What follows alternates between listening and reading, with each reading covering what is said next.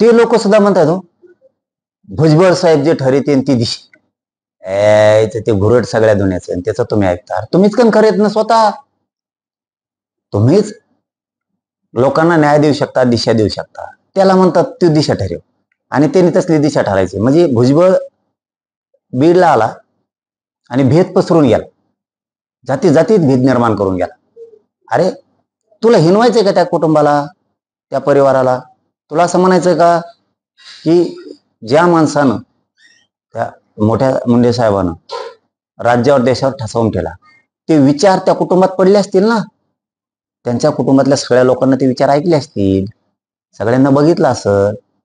म्हणजे तुला असं म्हणायचं की ती कमजोर आहेत, हातबल आहेत, तुला हिनवायचंय का त्यांना? म्हणजे फक्त बोलायचं नाहीये, त्याचा अर्थ तेच आहेत.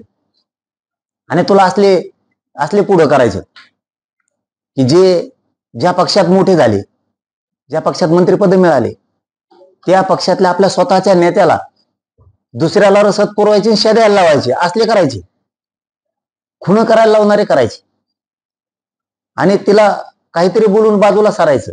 काय माणूस आहे तू? काय पटतंय तुला?